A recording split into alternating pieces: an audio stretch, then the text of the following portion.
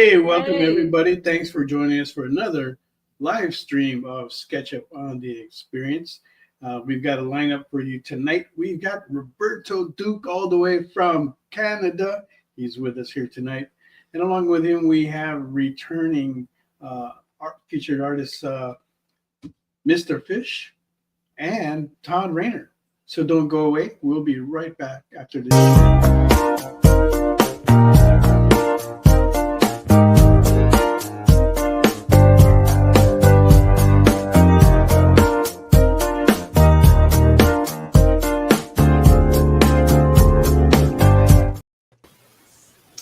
Hello, everybody. Thanks again for joining us on SketchUp. Mog and I just got back from Heroes Con, and that was definitely something worthwhile to go to. We saw a lot of people there, and we'll review that in a moment. But right now, let me introduce you to Roberto Duque. How are you doing, buddy? Doing all right. Thank you guys for having me And on. then we got Mr. Fish there. Howdy, howdy, howdy. And Todd Rayner joins us again in from Dark Space Studios. It's pretty dark over there, too. Well, you know. All right. And I want to say hello to Kenneth Bird in our audience right now. He's still there supporting everybody, and we appreciate that from you, Kenneth. Okay. All right. So, Roberto, can you tell us a little bit about yourself and your art? Yeah, for sure. I'm Roberto Duque. I'm from Calgary, Alberta, Canada. I've been drawing professionally at this level since 2011. I've been featured with Upper Deck, Cryptozoic, for like sketch cards, but I've also been featured in books like for the official art books for Ghostbusters and Stranger Things, along with Halloween and the newly announced Jaws 50th anniversary and The Crow 30th anniversary. My style, I don't know. I kind of go with the John Romita Jr. version of just whatever gets done on time is my style. I draw heroes, horror, and humor. That's what I usually go with. Yeah, when you were next to us in Calgary, and I saw the books that you had there, and the reaction that the people were giving you, so that was really something. Do you have some of those books close by that you could kind of like show us? I can get you guys one in a couple minutes. I don't have one right beside me, but yeah, I can go grab some in a bit. Okay, yeah. I mean, at any time that you feel like it, you have a point to do that. Sure. So what? I mean, I hear like you do. So do you do a lot of comics? Yeah, I have 2 creator-owned books going on right now. I have a third for an anthology, and I got another anthology coming out sometime in the fall. So that's my main thing is doing interiors. That's what I like to do, which is very rare to hear that once in a while nowadays. But I like telling stories. Okay. Who do you go after for your anthology, or are those just stories that are from yourself only, or do you get them from other creatives, other artists and writers? So right now it's just other writers' stuff. So I haven't been able to do anything when it comes to my own stuff. I have lots in the backlog. I just actually have to just get off my butt and do it, but not for lack of trying. You always gotta go where you think it's the most important. But right now I have like my book Septembrio with my writing partner. We've been doing that for about 10 years. It's about a struggling musician who questions everything about his life when a freak accident turns him towards the world of supernatural. A lot of that stuff is based on my co-writer's experience. I'm just zooming you guys in because you guys don't want to see my full table. You guys want to see our work. What kind of stories are they? What genre are you writing in? right now it's mostly like like sci-fi kind of thing. So nothing too crazy that's going on, which it's I find a lot more fun to do the crazy stuff because you can just let your imagination fly. But there's another book that I'm working on with another friend that is that leans more towards like a humorous horror kind of thing. So that's been a lot of fun. Okay. All right, let's check in on the what everybody is drawing here. What are you working on, Roberto? Well, we had a discussion about what we wanted to do and just saying everything. So I wanted to do a couple pieces and just have a viewer's choice. But I was like, you know what? Let's do Batman. Let's just do the big guy first, and let's get that out. I want to do Dark Knight Returns Batman, the old grizzled vet version. Dark Knight. Blocky. And what is that gonna? What do you want the starting bid to be on that? You know what? Since this is my first day, I'm just wanting to just introduce myself to the group and to your audience. Like we can start low. Let's go with like $20. $20. Wow, that is really low. Okay. All right. So let's come on, Stevie B, jump in on that. Yeah, I know. You're going to start a bid war there. What about you, Fish? What are you working on? I am working on The Thing in honor of the movie coming out. I'm super excited about it. Fantastic. 11 by 17, and it is going to start at $70. At $70. Okay. And for you, Todd? Yeah, I'm not as fancy as Mr. Fish there with like multi cameras yet, but give it time, you'll get there. Yeah, I mean, I'm working on it. I have if it's easy enough to see, it is a old school Gambit, kind of Jim Lee inspired Gambit. We're gonna work on. It'll be fully inked. Figure out what I want to do in the background here, and we'll start at 50. So that'll be How much? full 50. We'll do 50. full pen and ink. Yeah. And so it's a sketch cover. It'll be shipped bag and boarded, free shipping. Okay. And last but not least, Mon Park. I was thinking of doing Batman, and then Roberto said Batman, so I'm going to change mine to Spawn instead. Nice. Oh, nice. Okay. And we're going to start that out at we started out high this time at 125. I think this is going to come out looking really good. How do you know? Just take it. Because everything looks good. God. Did the Moon Knight last time that came out really good? So Yeah, the Moon Knight was cool. just trying to get it closer to what we would normally get. Yeah. All right. So there you have it. If you want to place any bids on that now, you can do so in the comments, and that'll go ahead and get it started. Okay. And if you haven't yet, don't forget to hit that follow button. Make sure you help us to increase our followers so we can continue to bring you these wonderful shows like Nick Barucci's The Original Art Show every Fridays at 7 p.m. Pacific time. Okay. I think Steve Vendetta has a deep question for you, Mel. Oh my God. About the documentary called The Mel's Hole. Yeah. What the heck is that about? I have no comments on that at the moment. At least tell the viewers how it started then. I have no comments on that. Oh, okay. We'll see. Steve, you're getting funny. No probing any deeper, huh? Okay. And Todd just finished his Kickstarter look, which is fully funded. So we're happy to hear that that's a success and that's going to be coming down. What's after that, Todd? Actually, I have the next story. Well, it'll be issue 2, and Luke is going to run 4 issues. It's going to be a 4-issue mini series, self-contained story like all the other stories I've done so far, Annabelle and Ice Pick.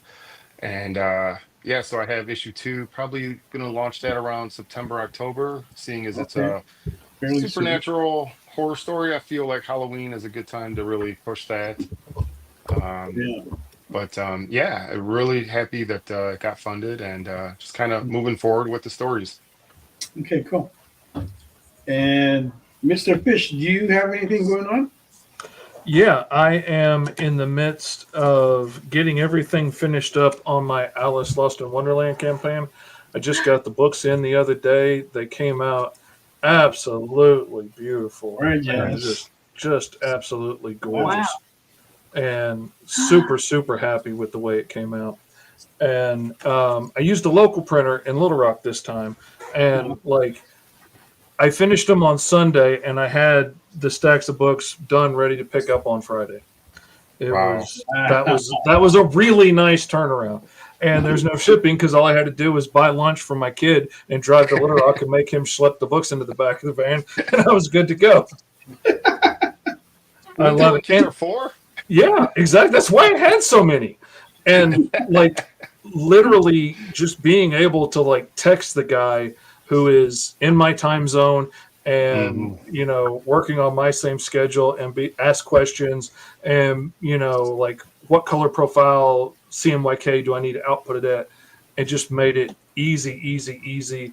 The books look great. I couldn't be happier with it. I'm doing them all there from now on.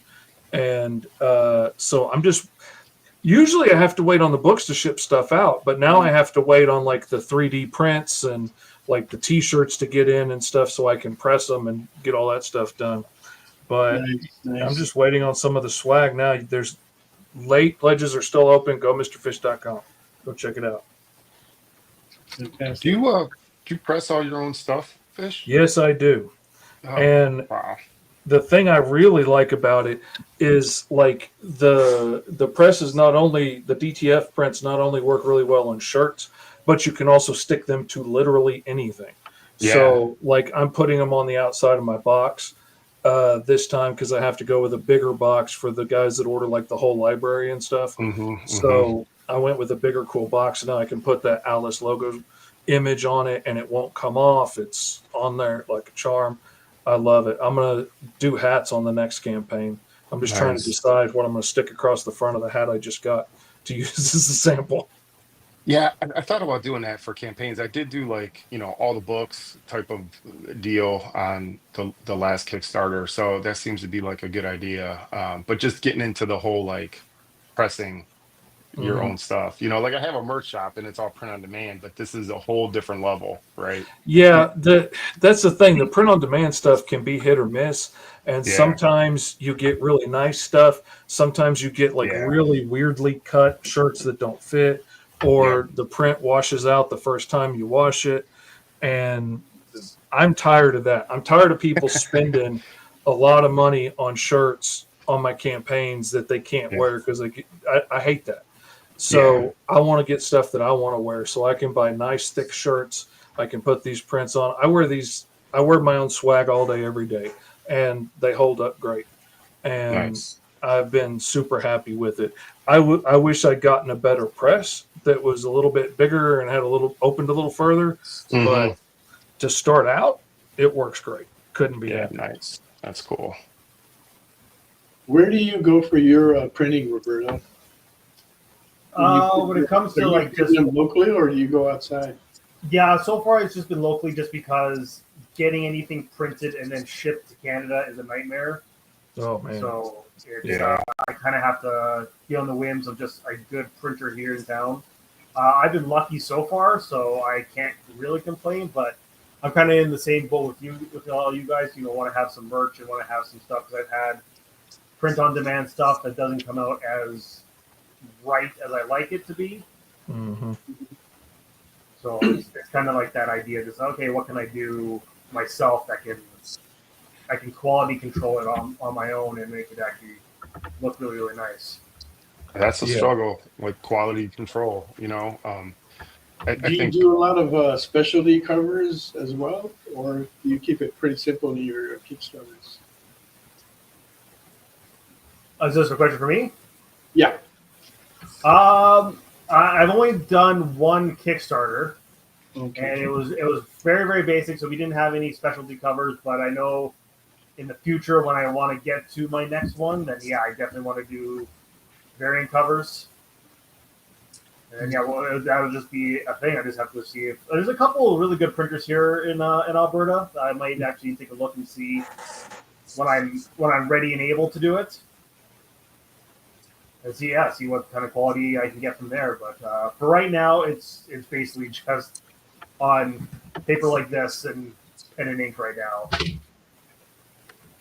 Yeah, one of my big clients is from Canada, and he uses the printers here that will, print and then ship it for him, which helps him out a lot on that. But the thing that I miss about doing that is you don't get to add in all the extra stuff. Like, it's a way bigger hassle to sign the covers because they got to like ship the covers to you and sign them and ship them back. And it's a whole thing. You can't just throw in stickers I'm trying and to avoid shirts. too, because there's a lot of people in the States that want to work with me and stuff, but to run any kind of a campaign with specialty kind of things, it's tough because they have to ship a huge box that could cost up to $100. So where does any kind of extra cash that we make, it's going to go to the shipping back and forth. Yeah. I think Todd, you were about to say something about you had a bad experience. Oh, no, not yet. I'm sure it'll happen, but not yet. Yeah, Not yet. Kyle is saying that when he has a pile of shirts that he's worn once, and that's all he can wear them because they shrink after. Because you got to wash them in cold water first, so that they don't shrink. Okay, here's the real of it, Mel. I don't know that they shrink so much as I grow. That's what I was gonna say. It's one or the other. Right? You buy a 3X shirt and it fits you good, and then you go out to a nice dinner and it doesn't fit you so good anymore. It's a little bit of column A, a little bit of column B. Hey, look, My problem is I'm already 6'4". Okay. I know I didn't grow an extra foot, and a lot of the shirts shrink up on me eventually. Like, they'll shrink that direction, and I'm like, I know I did not grow that much. I might have grown out a little bit, but not up. Yeah, I'm the same way. I'm like 6'1", and the shirts seem to it's like a year and it's a crop top, and I'm like, what happened? You sure you guys didn't gain a little weight? You don't like showing a little mid. How dare you? Well, we do conventions. You know what the food that they serve at these conventions is. It's not meant to keep you Oh, thin. no. Mog does not know. Mog is eating amazing stuff. I see the pictures from when y'all go out to eat at cons. Y'all are eating at a whole different culinary level than those of us that are eating, food court hot dogs and stuff. Yeah. We get the food court hot dog every now. You know what's funny? Just recently, I was at Heroes Con and my table was right in front of the concession stand. And I remember 6 years ago, we were saying I would never buy a $6 hot dog, You But, will when you get hungry enough. Yes, but economy now, it's like $6 hot dog is nothing. In fact, it was sad to see that all the food there, like $9 nacho, $8 pizza slice, is so much cheaper than going outside and buying. And I just realized I should just buy concession food from now on because they're so much cheaper than outside. And I just thought in 5 years, what a change of this economy where we can think that the concession food is cheaper than outside. Well, I don't know, it just dawned on me. In 5 more years, you'll start feeling the pain that we all are experiencing here with our shirts not fitting. If we start eating concession food. Yeah. Well, this is dang Kickstarter shirts. That's the problem. Okay. How about let's this, be guys? honest. If the rest of us had Mel cooking for us, we would have had this problem years before we actually had it. That's true. Okay. How about this? Then all of us, maybe except for Todd because he's so quiet, all of us tonight after we get off this show, we walk 10,000 steps. How's that? No. Okay, what show did I get on here? I didn't sign up for this. I came to draw pictures and crack jokes. Your T-shirts are shrinking. So Their shirts are shrinking, but they're not really complaining. They're just Oh. stating the facts. Okay. Okay. Man, I That's come true. out here to draw pictures. And Mog starts I'm- threatening me. Man, I don't know what happened. I make pretty pictures, right? I try. I'm just happy to not be in a wheelchair anymore. So like, I'm not Oh. walking more than 10 steps. Yeah. You ain't lying. I'm glad Okay, to be yeah, able to walk and drive at all now. Yeah, Kyle, you get a break. I think Mr. Fish, you said you have a leg problem. You get a break. Oh man, I was in a wheelchair for like 15 years. Yeah, I'm Okay. Oh, lucky to be stable enough to be able to work and drive and draw. I was so glad to get to drive through Little Rock traffic to go pick up those books the other day just to be able to do it. that's good. That's good. I'm happy. Yeah, I think I've been bedridden for what's the longest is I don't know, like maybe 3 months or so. So wasn't sure like what was going on. So I'm happy to be like walking around and doing all that now. Indeed. And I could almost make one giant complete person. But it's something that we all are more aware of, something that we have to do. So, Yeah. you know, we've all had our struggles and fights, and looks like we're coming out ahead of it. But we also can't Control it. we can't what do you call that? We can't let it go. We have to stay on top of it Oh, Yeah. to try and avoid those situations again. We're just at that age. You know? is it just me, or I mean, me taking care of Mel? I'm thinking when it's warmer, like summer, your health kind of improves, and then when it's winter, it just all the weird bedridden stuff situation comes out. It's just so weird. I think you're right. You agree? That winter weight or whatever they want to call it, where it's just in the winter we just stay inside more. We don't get out. I don't think there's a lot of shows in the winter as well for those of us that can and do shows. Like Yeah. I'm not sure how the scene is up in Canada, but West Coast there's a lot of shows to hit if you can afford it. Well, we're lucky on the West Coast that we do have shows that we can do during the winter. For us, we have MauiCon, and then there's Fan Expo San Francisco over the Thanksgiving weekend. So we have at least those. And then now shows start early in the year. Like Oh, in yeah. January, you've got like shows that you could start going to, like New Orleans, and Emerald City starts off pretty quick now in February. Yeah, that was a fun show. Yeah, that was a good show. But how does the weather affect you, Roberto, out there in Canada. in Calgary? Well, right now, again, it is summer, so it's I don't know what it is in Fahrenheit, but it gets to like plus 30 here Celsius. Okay. So I mean, like I think I've seen it at like at least 100 Fahrenheit here in like in the summertime. So it's very dry and it's very humid up here. But I love that kind of weather. Yeah. Just because 8 months out of the year it's just bitterly cold and miserable. Also, it's very wet there, even in winter. Like, Oh, I yeah, know, totally. like how can it be? I'm thinking, how can it be wet and cold? But it is possible. Oh It is man, the- our winter's it is just the mystery of the Great White North. It's like snowing. It's wet. You feel really damp. Like you feel the mold growing on you. Oh, totally. Yeah. I mean, not to brag, I know you guys say you're inactive during the wintertime, but for us, like we have to shovel almost every couple hours, and then we don't get snow days. It's basically just another Wednesday when we get a couple inches worth of snow. So we always got to shovel. We always got to keep going and doing our thing. So Do you get a lot of raccoons? say it one more time. Do you have a lot of raccoons? You know what? I know they're around. I've never seen them personally in my life. We have a lot more skunks and ground squirrels that cause a lot of mischief. So, Ground squirrel. Yeah. What does that look like? The squirrel on the ground. A squirrel on the ground? yeah, look at the squirrel. That's basically it.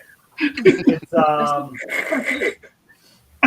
what's the best way to? Yeah, it's basically just a squirrel, just without the big bushy tail. Yeah, they burrow into the ground, right? They don't go up the trees. No, yeah, they're all underground. Yeah.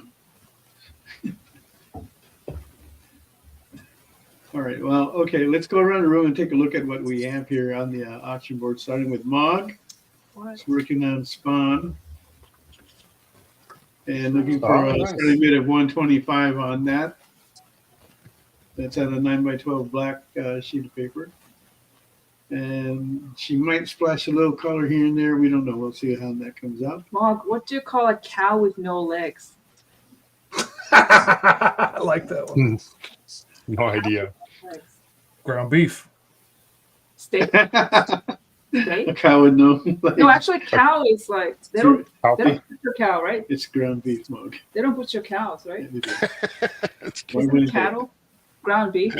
Oh, they? Ground squirrel, ground beef. I like that. that was okay. Also, they definitely butcher cows. I ate one for dinner. Yes, I do. Oh yeah, baby. Ooh. We had a couple cows last night too. Well, I got to send you this recipe I cooked, but let's show the art and then we'll talk food. Okay, let's look at Roberto's Batman. Wow, so Hey, masculine. there you go. He's putting the color in there. Damn. Is that like self-portrait? Got the square jaw.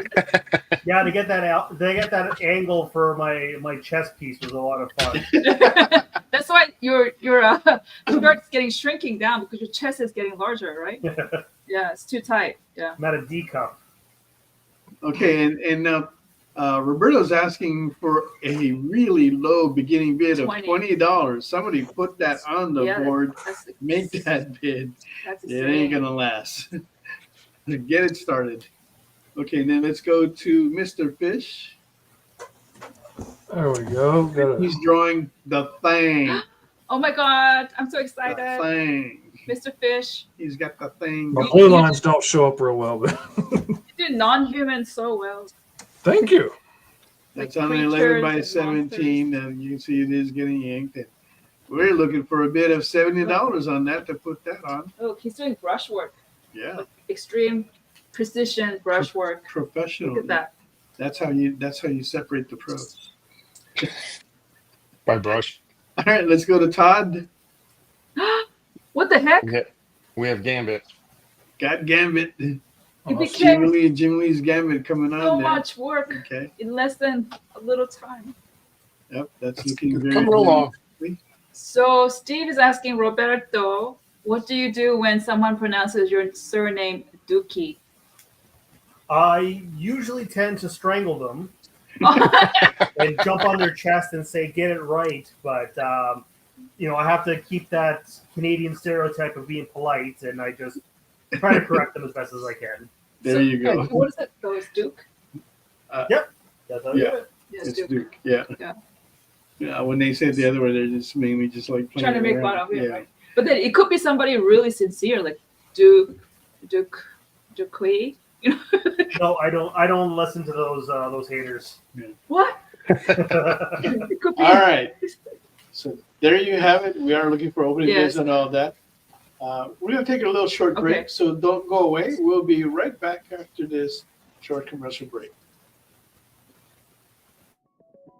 FOC, a comic industry term for the final day a new comic can be ordered by a local comic shop. So, what does that mean to you? Well, it's your last chance to order a new comic book from your local comic shop. Order up! The FOC show will go over every book that's about to be cut off every Friday afternoon. I'm going to highlight some of the stuff that I think is really worth paying attention to. So that you can put in an order at your LCS for as many copies or as many variant covers as you want. Sometimes the store needs to know to up their orders. Never miss out on a popular comic again. Order up, part of the experience.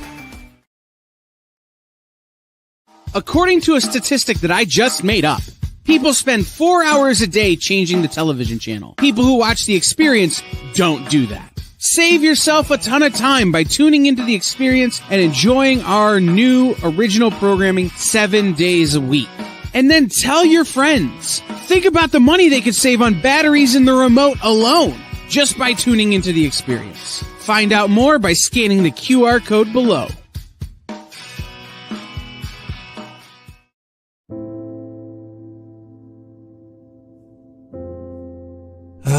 Boring old Tuesday. Kick it!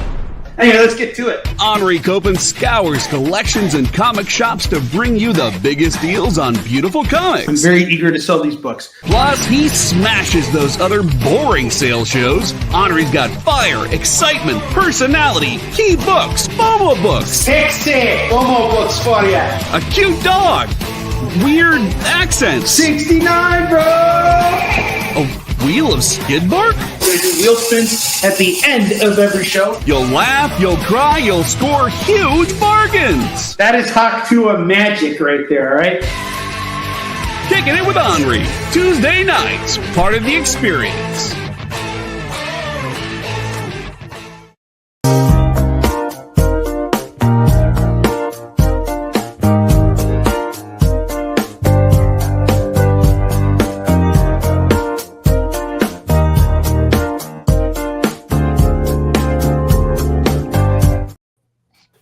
Welcome back, everybody. Thanks again for joining us on SketchUp.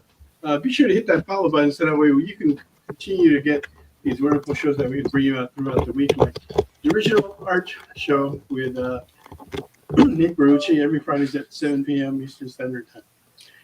All right. Again, we have Roberto Duque, Mr. Fish, and Todd Rayner with us here tonight. We were also supposed to have Inland Blue, but they were not able to make it. So hopefully we'll be able to reschedule with them sometime later. You know, I only saw this at Chef's Table. Is it true, Kyle, that eating a cow versus a cattle, there is a difference? Like the taste? Yeah, it's how you spell the name of your beef. No, no, because I was watching this. I think it's a Swedish guy or somewhere. Well, you have your Wagyu and your Kobe and your different ways that the cattle are raised, but it's all cattle. Really, they say because they butcher a female, female is a cow, right? So a cow, it says finds out it's more like fatty and more delicious versus a cattle, a guy. A steer. A steer, yeah. Is a dude cow. And yeah, I guess, but not really. You can't taste the difference? No, depending on what you get, you can, but like again, if you're getting a high quality cut of meat, you won't tell. Yeah. Yeah, I mean, if it's high quality, it's going to be good either way. And if it's ground beef, you're not going to be able to tell the difference one way or another. Yeah, okay. When we buy briskets, we buy Wagyu briskets. Well, you can't tell whether that was a male cow, female cow, where the cow was raised. You just know that they fed it the best grain and treated that cow better than I was ever treated in my life, and that's why it tastes so good.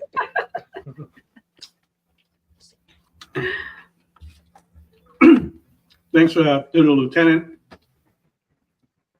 We got $70 on the thing and $50 on the gambit. Woohoo! Nice. Thank you. Yeah. Daddy gets to eat. And if you guys want to pitch a bid, you can go ahead and do so in the comments. We do take them in increments of 5.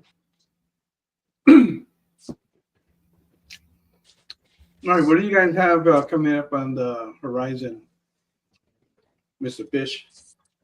Books, and more books. I just got done starting up the Kickstarter for Alice issue 3 that I believe I'm going to launch in August. Give me some time to do the run up this time a little better, hopefully. Get some more attention out there. on the sign up page. Any That's always public tough. appearances that people can see you at? I'm going to be at 5-Star Comic Con in Middleton, Ohio in September. And that is the only next thing I've got booked for right now. I took it a lot easier this year. Are you from Ohio, Fish? No, sir. I'm from Oh, okay. Arkansas.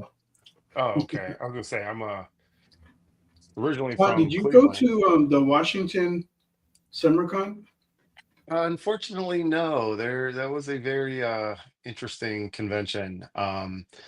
There were over 200, I don't know, 220 artists that applied for Artist Alley, but they only had like a third of those, a fourth of those actually have Artist Alley tables.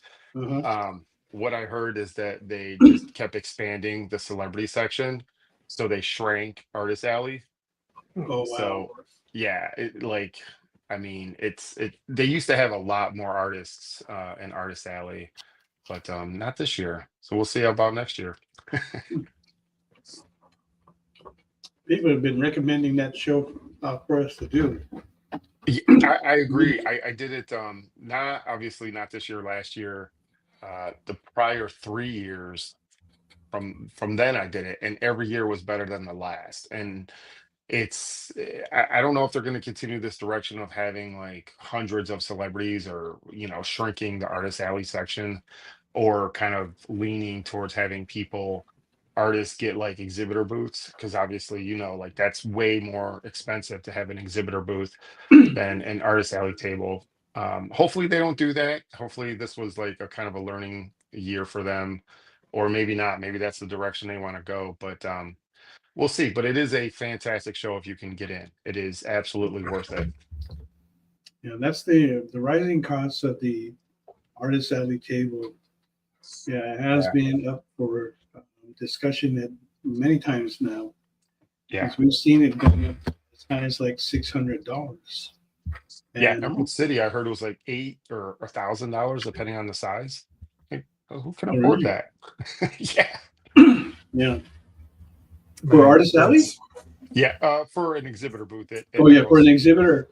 Yeah. Actually, I know a couple of exhibitors, and it was $2,000. Yeah.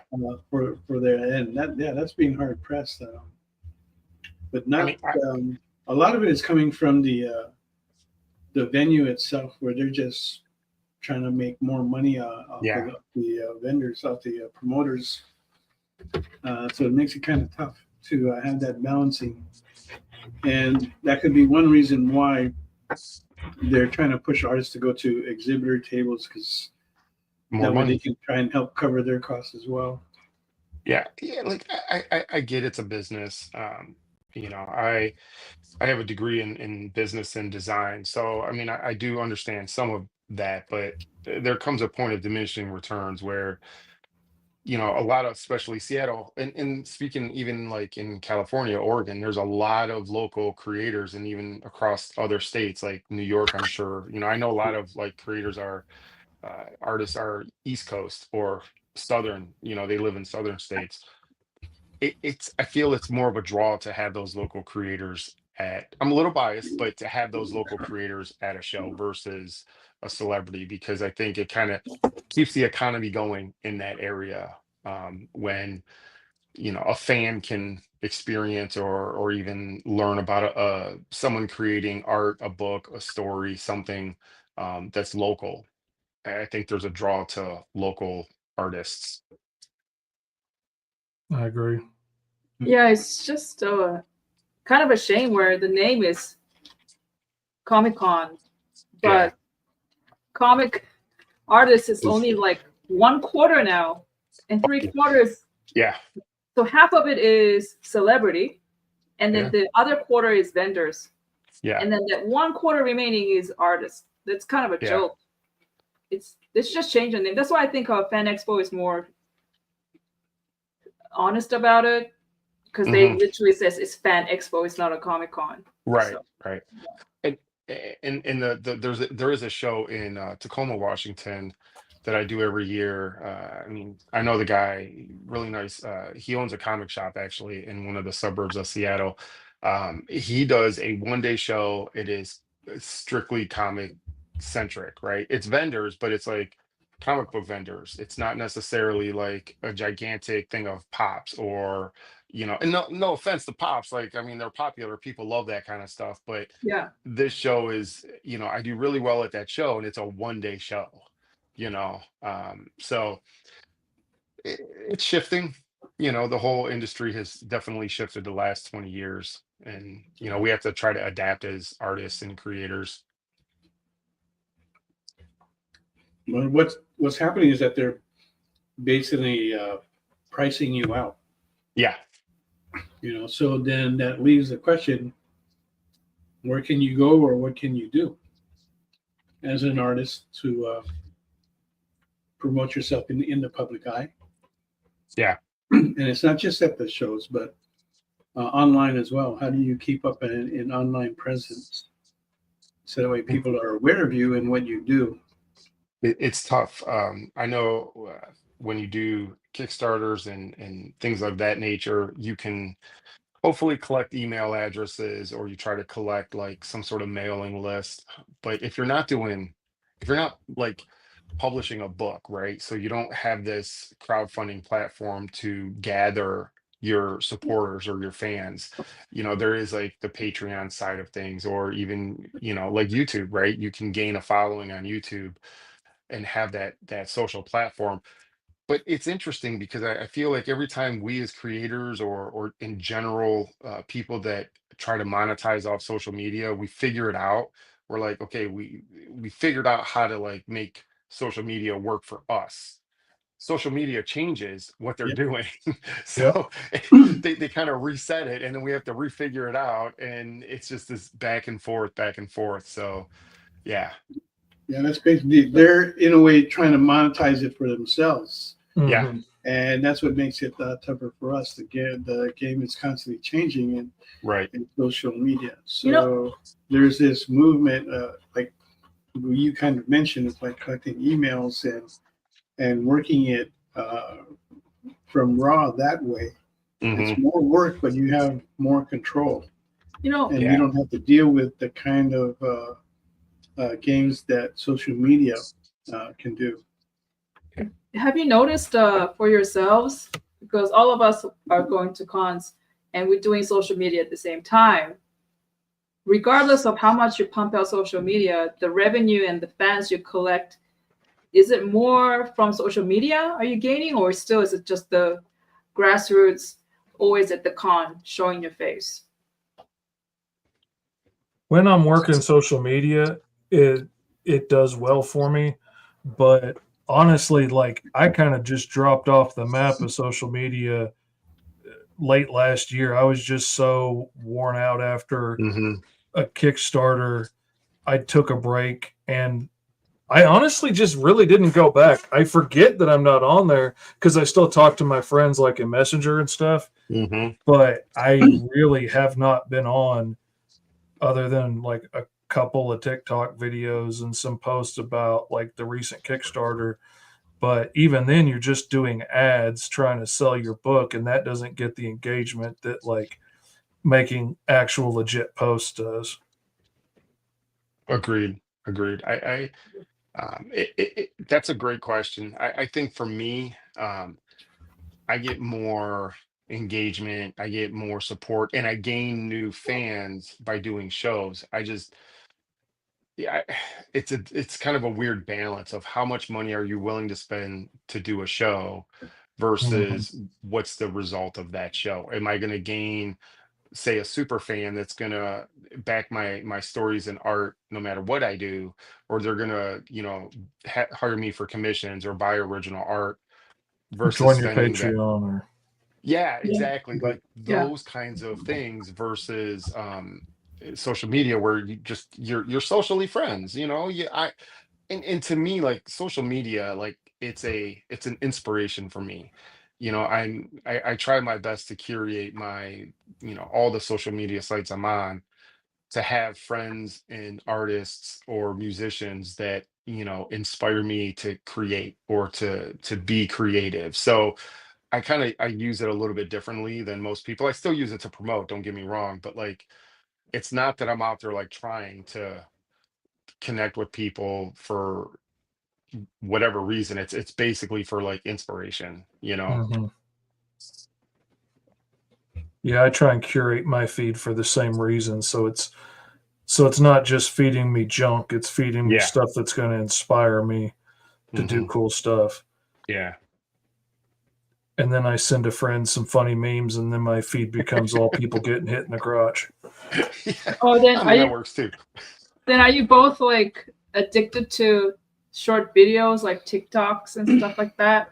Because this gentleman here, my love of my life, is more into those short videos now than more than TV shows or movies. It's like I watched them for the marketing aspect of it. Yeah. yeah. I got to understand what's going on and see if is this something that I want to do. See, I wish I could do that. I wish I could look at it and pick it apart and see, like, why did this go viral? Why does everybody like this? Right. What could I take and learn from that and use myself? I don't get that. I'm just like, oh, look at the funny video. While we're on that, right over my make head. sure you check out the EXP on your Shorts feed on YouTube. Nice. Great. Mel's on there all the time. Nice. But I'm with you, Todd. Like for me, I think Mr. Fish, I don't know if you're the same. The most like good fans that will support you all the way, like repeat customers and such. They're the ones that you actually meet in person at the con for me. And I'm with Todd, Team Todd here. What about you, Mr. Fish? I gotta say, like, I was just doing a live stream one day on TikTok trying to shuck some of my books. And when I first opened my shop, and I had a dude scroll by in there, he was like, "What? There's comic books on TikTok? Okay, that's not Superman. What is that?" He never heard of indie comics. I told him about my book. He went in the shop and bought it. He came back, bought absolutely everything. And then eventually he ended up joining my Patreon at like the $100 a month, get a commission every month tier. Like, nice. He is, and he will share absolutely anything that I put out there. He will always shout out how cool my books are and how much he loves my stuff. Like, he's become a great friend and a huge supporter and a great encouragement sometimes when frankly this business can kick us in the teeth sometimes. It's really nice to have a good friend come in and just tell you how much they loved your recent book. And so, like, I got to say, I've really liked the community I've been able to build around myself, like on TikTok, and especially other creators that I've gotten to know and other creators that I got to inspire on there that are now like doing comics full time because they saw me doing it and talking about it and like, well, hey, if that old man can do it, I can do it. And I think so. For you, it's virtual, but regardless, even if it's virtual, you did have an interaction. Yeah, it's still the personal interaction. Yeah. It's just it's how you use it. Yeah. Because I was just talking with one of the Spawn artists. I think I forgot his last name. His first name is Thaddeus at Heroes Con, and we're talking about commissions. Why people seem to like to get them versus just an original art. And his opinion is people like to get a commission from you at a con because of for the experience and to interact with you, get something customized. So they're buying an experience more than, of course, the art, but more than that is the actual special, that connection or whatever, that moment you have. Oh yeah. And and then they have that physical thing that can remind them of that experience. Which goes to show again, customer service is so big. Oh yeah. Have you ever thought when you were doing art So we're going to be dealing with massive customer service. No, I do not. Introverts, stupid introverts, can't Yes. talk straight with people. I remember that point when I was like, I can't wait to be my own boss and not have to answer to anybody. And now I have to answer to everybody. Yeah. And everybody is my boss. Yeah. I don't know. I agree. Todd, you're a business major. You would have had an inkling though, right? That was kind of like a secondary thing. That was part of my design degree. I didn't choose to go into business. It was just like, hey, if you want to be in design. And honestly, when I went to college, it was many, many moons ago. I'm with Fish. I'm one of those old guys. Um, it was a actual art. It was a fashion school that was branching off into art and design and business and video. So I was like a few years into this transition for this school back in Ohio. So like it wasn't even, it was accredited school and everything. I mean, I have a actual degree, but it was, I wanted to go to an art school and it was a cheaper art school, to go to. And I'm more of the old school, like print art, pen to paper type of artist. And my wife actually has a degree in fine arts. So well, in photography, but that's more of a fine art, right? And so it's nice that we kind of balance each other in that way. She always has that eye for, more fine art stuff. And I'm like, no, but traditional design and rigid things and rules and, you know, it's fun. But I haven't really built that much of a following on TikTok. And honestly, I just don't post enough, even outside of, Facebook, Instagram. I try to stay relative, but trying to do a day job and still be creative and write and draw, you have little time to do promotions on social media, Mm-hmm. you know. Yep. I know the feeling. That's part of why, like, I kind of dropped off the map because it just takes time and it takes creative energy to come up Hmm. with good ideas that I want to make a video about that somebody else might want to hear about or be able to learn Hmm. something from my experience. And that takes creative energy that I could do on TikTok for essentially free and hope it pays off down the road. Or I could put that creative energy into a page that I'm getting paid for now and pay the mortgage. And Yeah, that mortgage wins out almost every time. every time.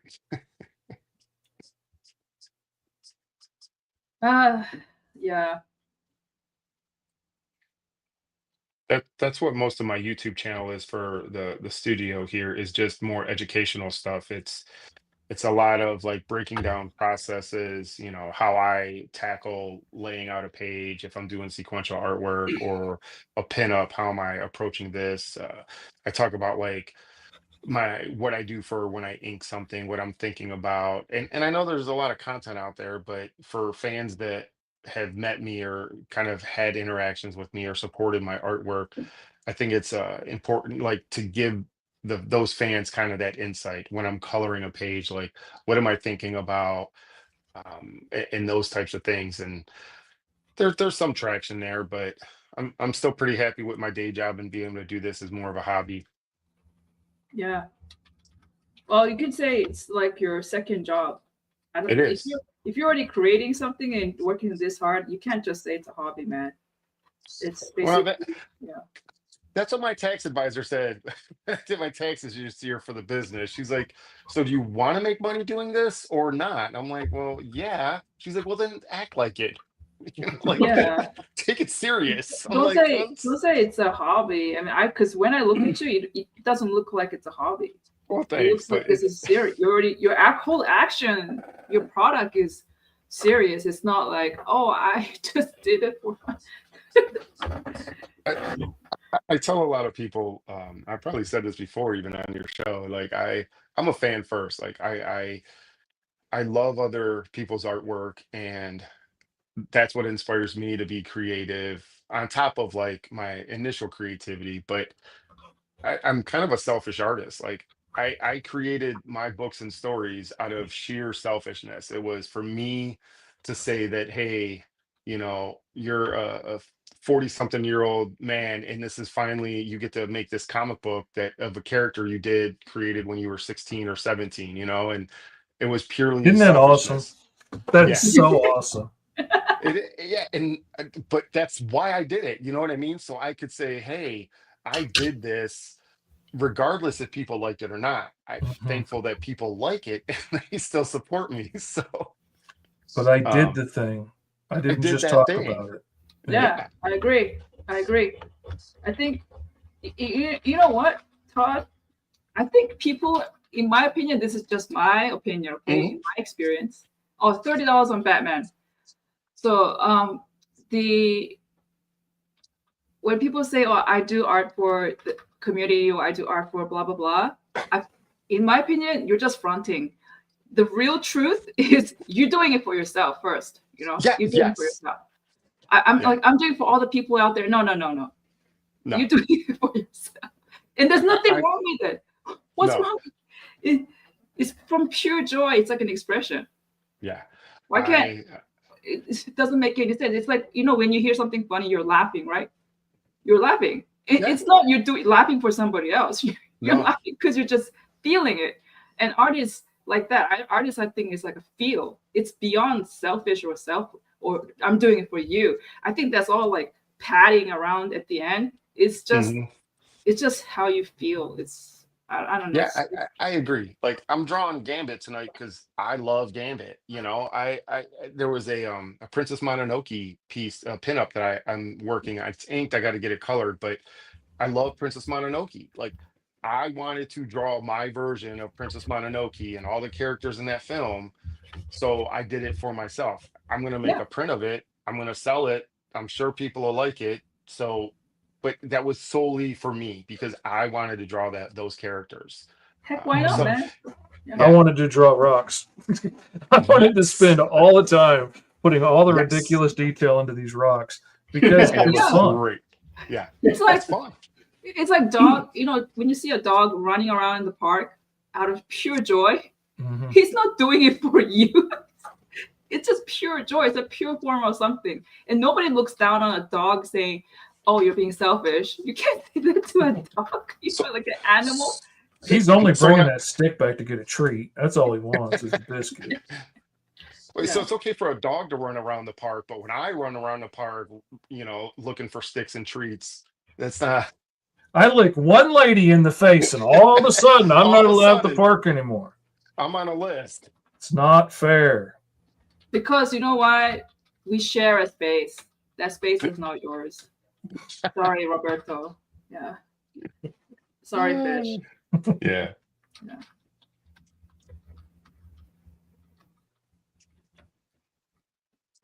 So, Todd, what do you like? Besides, we find out that you have a hidden crush for Mononoke. I mean, what do you like to draw mostly? Is it like muscly man like Roberto here, or?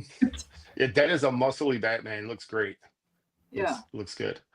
I don't know. It's kind of weird. I would say as a teenager getting into like the early 90s and the whole image boom, I really enjoyed the art that was being presented at that time. So we're talking, obviously the 7 guys from Image, a lot of that artwork. I gravitated towards a lot of that like exaggerated over the top 90s artwork. Then I started to realize like I need to tone it down a little bit and not be so exaggerated just for my own personal preference and style. And I kind of like both. I would say that I feel drawing women is harder than drawing men. Like to draw like a nice feminine, albeit like even sexy woman, not necessarily like overly sexualized, but just like the facial features, the curves, like to get all those things accurate is way more difficult than drawing a muscle bound dude. I think it's way harder. 100%. Yeah, I'm in the same boat as you, Todd, but just switch the gender. Okay. I think it's because both of us, all of us, we always draw our own gender first, right? Kind of, isn't it? Interesting. I don't know. I never really thought about that, but I know I did. but then also like all of my favorite heroes as a kid were guys, and I wanted to learn how to draw them. Yeah, I want to That's draw interesting. how to draw women first, not men. I would have to say that, like, well, obviously I have my three favorites back there, but um, they were men when I was a teenager. But again, we're talking, late 80s, early 90s, Yeah. before we as people kind of like understood what we were all about. Like, I mean, when you're a teenager, you're still trying to figure the world out, figure out what you like and don't like, and all these things. Um, but as the 90s progressed, I definitely started to, and maybe it was just this weird eruption of female characters like Lady Death, Spawn, Fathom. Wonder Woman was always around, but I never gravitated towards her. And I met my Witchblade was huge. Michael Turner, right? Witchblade. Yeah, Mhm. I'm sorry. Yeah, Witchblade was before Fathom. Yeah, I mean, Yeah. Michael Turner is just next level. But Yeah. and I think that's I actually kind of introduced comics a little bit to my wife, and when it was right around that time Fathom came out, and I was buying Fathom, and she liked Fathom and the Max. If anyone is familiar with Sam Oh Keith's The man. Max, um, widely, hugely influential on me as far as like story writing and just character development. The Max was like completely different than what was going on at the time. And Julie, the main character in the Max, again, kind of like characterish style of artwork, a little Yeah. exaggerated, Yeah. but in the late 90s I started kind of appreciating some of the stronger female characters out there. Really like Fathom, really love Lady Death, and even like Witchblade, love Witchblade. What's the So premise of Max? I've never heard of it. Do you know Max, oh, Mel? You do? the Max, it was a short, well, actually it's shorter, but it was 35 issues. It was Sam Keith's kind of brainchild. He did Marvel Comics Presents, I think, in the late 80s, early 90s. And Sam Keith was like the second wave of image creators after the big Oh, seven broke through. He was like the second wave of guys that were like releasing books. And for me, like what was super fascinating is that the book kind of reversed everything. It just flipped what we thought could be a superhero book and wrote it backwards to where the book ends where you find out that he, like, who he really is, like say his alter ego, but it starts with him as a superhero. He doesn't start like Bruce Wayne. He starts as, the Dark Knight going out saving people. And the book ends where you find out like he's Bruce Wayne, So yeah, I found that writing backwards in a way was really, really interesting. It dealt with a lot of like social issues. There's a caseworker, social worker that helps the Max and everything, and some really trippy stuff in that book. Look up the Max. The artwork is definitely it's a acquired taste, right? Sam Keith's okay. artwork is very unique. Wow, look at that thing, man. Yeah, it's looking great. That's like old school thing. You can Yes. feel his love. Sorry. Is Fish frozen? I've never seen him hold that still in my life. Yeah, he's frozen. And he's His on hand mute. is frozen. Yeah, he's frozen. He's on mute as well. I'm like, there's something wrong with Mr. Fish. His hand has never held this still a day in his life. I feel like there's something wrong with Roberto because he's so quiet and he's our main guest. So I don't know. He's working on another one. It looks like Oh, He's muted too. it kind of reminds me. Oh, that's gonna be Oh. Padme and Yoda. nice. Yeah.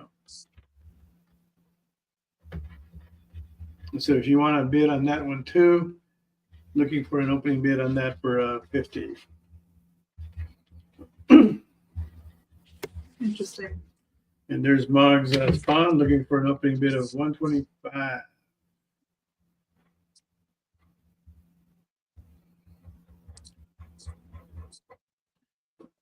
And there's Gambit.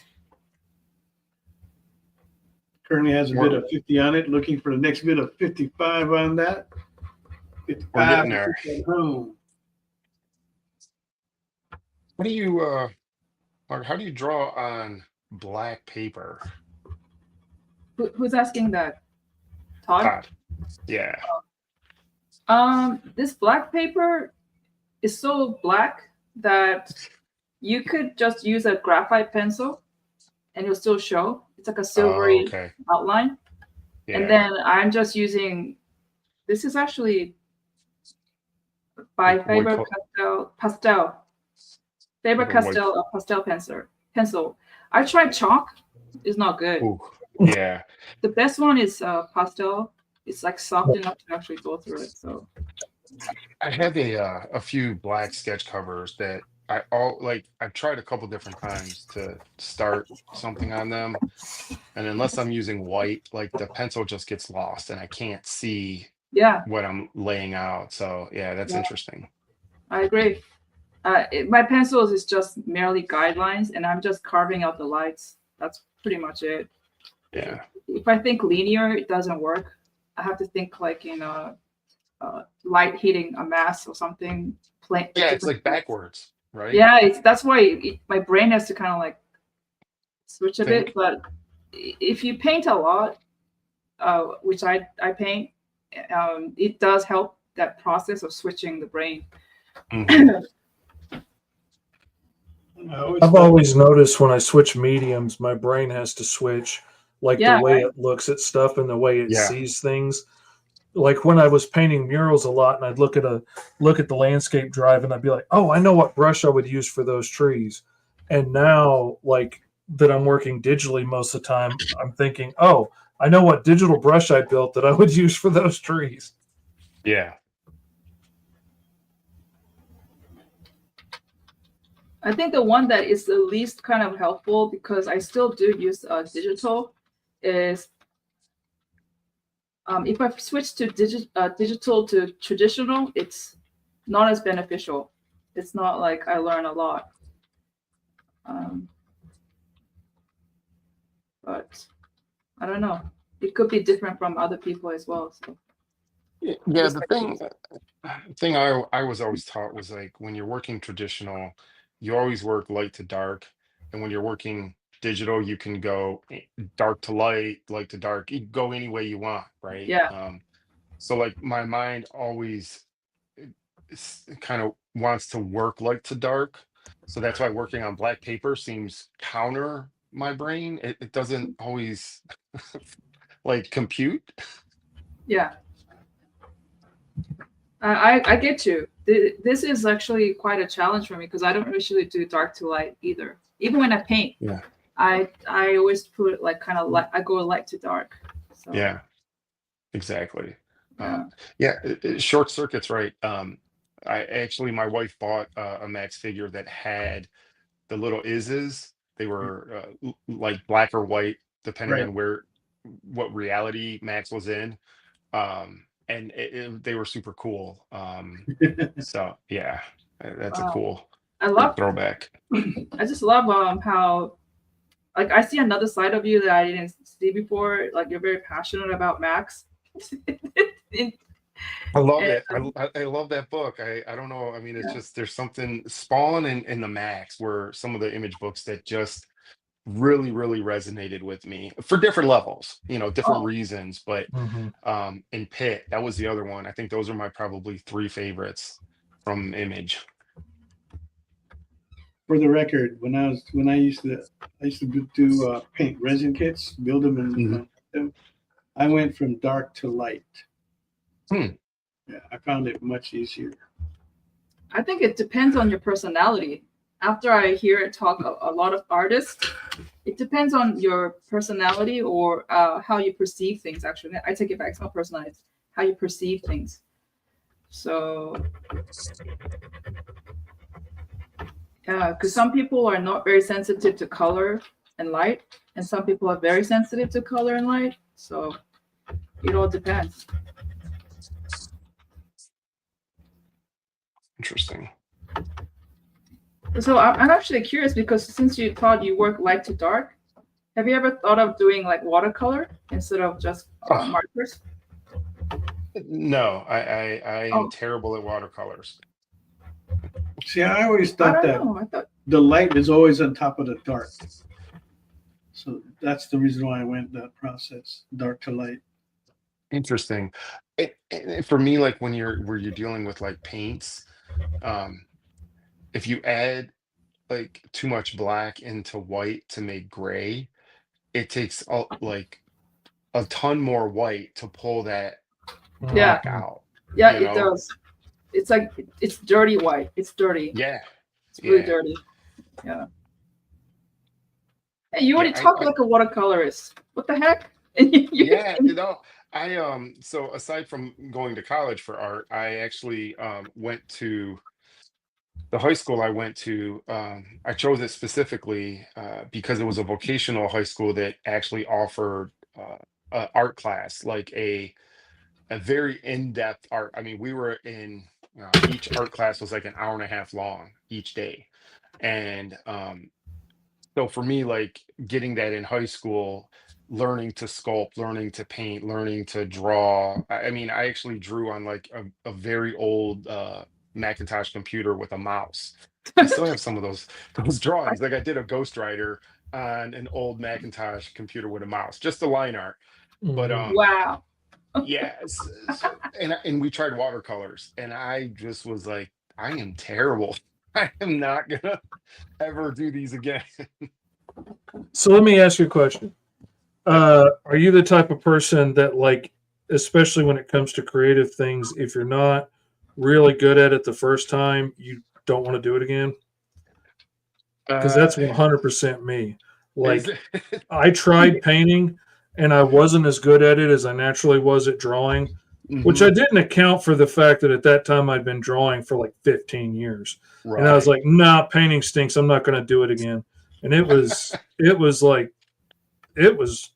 nearly 20 years before I picked up a brush again. I haven't done watercolors since high school. I imagine if I went back and played around with it, I'd probably find it a little bit more forgiving. I doing when you mentioned that you did like sketch cards, I did for several years. I worked for Tops, and I did like Garbage Pail Kids. I got to do Star Wars, Marvel stuff for Upper Deck. So I kind of did for 4 or 5 years the sketch card market, and it was fun. And you can say that you did that, right? But I would use acrylics. So if I were to paint, I would use acrylics, and I felt that I I would had too. freedom with acrylics and whatnot. So never got into watercolors or oils. But to answer your question, like I don't know, like maybe I might lean that way. Like if I tried and I don't feel it turned out as good as something else, I'd probably take some time before I came back to it. I think I'm too stubborn. I would eventually come back and say I can do this, you know, Yeah. at a decent level. Um, but yeah, I don't think I'd give up right away. I'd just probably not do it for a while. I mean, I made a joke about this in another show with a bunch of other guys. Maybe Todd, you're like me. We're blood type A. So type A, Yeah. when we start something, even though it's so painful, we have to finish it. Yes. Even though it takes 10 years, I don't know why we have to finish it. It's Yeah. weird. Let me pull out a drawer of unfinished work by Mog part. Yes. In fact, I just finished one piece today that it took me. I know I'm actually writing when I start and when I end. It was literally 1 year, and I still finished it. So there you go. That's crazy. Yeah. That's not See, crazy. my ADD self won't go back to it. If I don't get it finished quickly, I'll just walk away. That's it. Yeah, I'm done. That's why I liked acrylic so much. I didn't have to wait for oils to dry. Yeah. I could go back over it if I made a mistake, like I couldn't do in watercolors as easily. And I just, man, I loved it. It actually matches your style too, acrylic. Fish. Oh yeah. Yeah. I would love to do a fully painted book, but it's the time. That's the thing Yeah. that gets me is, to do it at the detail and stuff I'd like to do, I'd be painting those panels probably 2 foot by 3 foot, and that takes time. And I can get it done so much faster digitally. Yeah. I think Sam Keith actually did a bunch of the covers were painted covers. Whenever he would do stuff, he would paint the covers. Yeah, I think you're right. But wasn't Sam doing a lot of mixed media back then? Wasn't it Oh yeah, watercolor and acrylic and oils, like Yep. all of it mixed together? yeah, everything. I mean, he threw the kitchen sink in everything. Like you said, all the acrylics, all the oils, pen and ink, whatever he had. It just, and he's like us. He's very he's an introvert. He doesn't do shows that often, if any. So yeah. Oh, speaking of introversy, one thing, you know how we're just talking about customer service? Yeah. I learned it's very simple. Even though we're shy and stuff, all we have to do is don't be a dick. That's it. Don't be a dick. Just be. It's funny you say that, Mog. That's my wife's motto. Like, she says this all the time. You met her, like, she's like, just don't be a dick to people. You'll be fine. I'm like, all right. Oh, really? Why? I don't know. Did she see some sausage action from you? Is that why I thought it's No. Of course not. okay?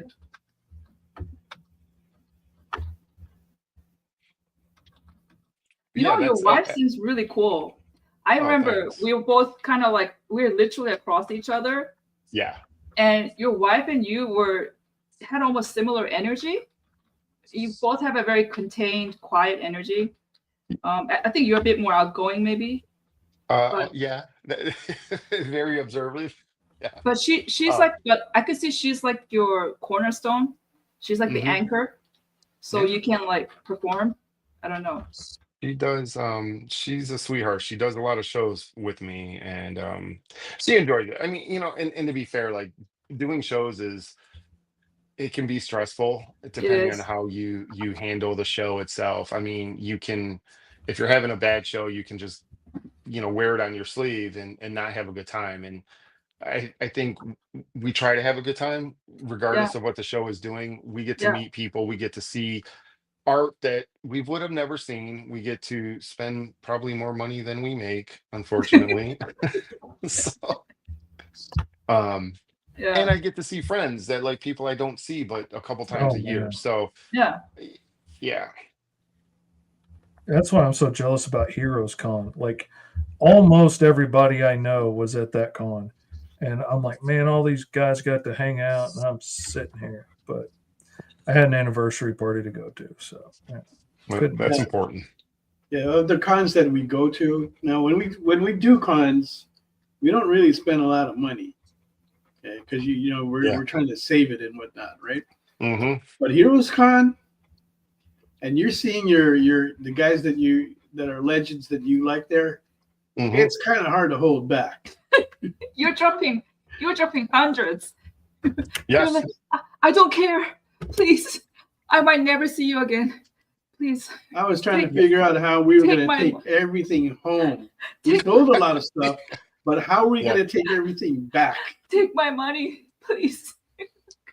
Yeah. And that's the con life. I mean, that's literally, we could write a memoir of how it is doing conventions. A few years ago, when we were at SummerCon, actually, we were across, kind of like how we were from you, Mel. We were across. It was a wider aisle, but we were across one of the animators from the original He-Man and She-Ra cartoon. Oh. Like, this guy was old. He was really old. And I felt bad at first. I kind of felt bad. Like, this guy is like, did he not make enough money? Did he not get paid well enough as an animator to not do the shows? But then I thought, like, maybe he likes doing this, and this is just his retirement. He just travels and does shows and meets fans. So I didn't feel as bad. But my wife, being the person she is, she's like, I think that's the animator from He-Man. So she goes over there and starts talking to him. and he was from Hanna-Barbera, who did a lot of the early shows. He was an animator for Hanna-Barbera in the 70s. He was a school bus driver before he was an animator. I don't know how that translates. You go from school bus driver to lead animator on cartoons. Um, That is so bizarre. Very bizarre. And so when you talk about dropping money, she's just like, you were an animator on She-Ra. I loved She-Ra as a kid. Can you do me a commission? And sure enough, I mean, it wasn't terribly expensive, but she's like, I'm gonna get a commission from him, a She-Ra commission. I'm like, whoa, whoa, whoa, whoa. You can't do a She-Ra commission and not get me a He-Man commission. So that's what we ended up doing. I got He-Man, she got She-Ra. It's hanging up in our house, and he colored them like marker, pen and ink and marker. Really, really nice guy. But yeah, when you see people that you look up to, that you get inspired by, you know, one day maybe we could be those people that people want to have commissions from us like that, and we can charge like retirement money. Wouldn't that be nice? You know, that really is similar to. It is sad sometimes because we met Steve Leilua. Lay aloha. Lay Aloha. Lay aloha. Lay Aloha. And we met him at Heroes Con. Mm-hmm. And he's the guy who did, I don't know if you guys know Fables, the interior art. And he's old now. And when we were talking to him, we could see both of his hands are shaky now. Yeah. You know? And that's unfortunate. I felt so sad. I felt so sad. So I don't know. But that's how it is with us. I felt especially really the guys that are like at my age, because we're seeing all our heroes and legends. You know, their time has come. Ours will too. But it's just, you know, just the time of it's the time of where we are in our lives. Mm-hmm. Right. Yeah. It happens. I mean, we can just try to take the best care that we can. Yeah. You know, the people I grew up with are really old now. Yeah, same here. You know, I go around the cons and I see the guys that I like, and you know, they're the older guys that people may not pay much attention to, like some of the newer guys that are there now, that are more in the forefront. But I still admire, you know, these guys, and I try to, you know, spend like a little time with them, you know, so that way I can appreciate it, and that way, I don't regret that. And say, oh, I wish I did this, I wish I did that, you know. Yeah, that's kind of how it goes. As we get a little bit older, we start to appreciate, you know, experiences in life versus physical things, maybe. Yeah. And being an artist, to kind of bring it back to art, that's kind of an underlying thing that I'm glad that there's people out there that appreciate our art, because that will live on past us. You know, I know that's a little bit heavy on a Thursday night, but you know, it's like all our art that we're creating will be there after us, you know. Yeah, it's like you're leaving a footprint. Yeah. Instead of leaving a footprint in the sand, it's not gonna get washed off. It's gonna be in the concrete. Mm-hmm. And yeah, it is. Yeah. It is about the experience. So there was the let's see, before we went to Heroes, there was a post I was reading, and his mom had written that she was going to be attending the con with her son for the very first time, and her son was a big Spider-Man fan. So I dropped a reply to that, and I said, hey, bring her over to Mog's table, and we'll give her a free Spider-Man sketch. You know, no charge. You know, absolutely free. No strings are attached or anything. I didn't know if they were going to show up or not, but they did, and we did it for them, and it worked out really well. So. Yeah. And then they had a friend they sent over the next day. I saw that. There's the domino effect to Yeah. that. But yeah, we're happy to do it. Give them a free experience. something that they can remember and cherish, and glad that we were part of that. So Yeah. You know, hopefully they become strong fans. we were in Canada, Vancouver Con, and there was this artist next to me. He's an elderly gentleman. And then one of my friends ended up going out with dinner with him. And he said this quote that once you turn 60, you become irrelevant. I mean, that's his experience of what he's saying, right? Well, not with I don't know. But it made, and that was really tragic for, to hear that, even as an artist. And then I realized the difference is, the answer is it's maybe yes, majority, but no, if you keep creating content. I think that's I don't know. What do you think, Todd? Fish? I agree. No, I know Fish is Fish is like 40, right? I mean, 50.